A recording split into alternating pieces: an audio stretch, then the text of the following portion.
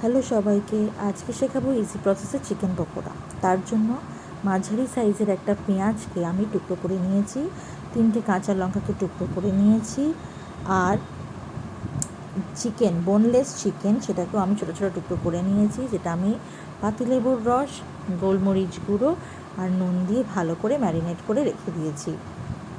Next আমরা দেব হচ্ছে একটু রসুন লাগবে, দেখতেই পাচ্ছ, আর আদাটাকে আমি গ্রেট করে নেব, আর রসুনটাকে আমি থেতো করে নিয়েছি।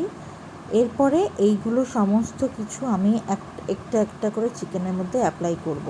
দেখো, হলুদ গুঁড়ো, তারপরে চিকেনের মধ্যে দেবো লঙ্কার গুঁড়ো, নুন যদি দরকার পড়ে, কেটে রাখা লঙ্কা কুচি, পেঁয়াজ কুচি, তারপরে গ্রেট করে রাখা আদা, পেস্ট করে রাখা রসুন, সবই একটা একটা করে অ্যাপ্লাই করে আমি জিনিসটাকে আবার ভালো করে মেখে নেব।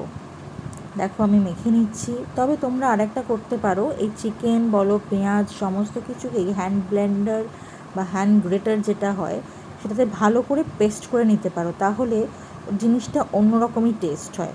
আমি এখানে আপাতত টুকরো টুকরো করেছি, বা ওটা দিয়েও করে দেখতে পারো, খুব ভালো লাগবে। এরপরে দেখো, বেসন দিয়েছি। বেসনটা যখন দেবে তখন যদি দেখো বেশি শুকনো লাগছে, সামান্য একটু জল দিয়ে মাখতে পারো, তাহলে চিকেনের গায়ে সুন্দরভাবে বেসনটা লেগে যাবে।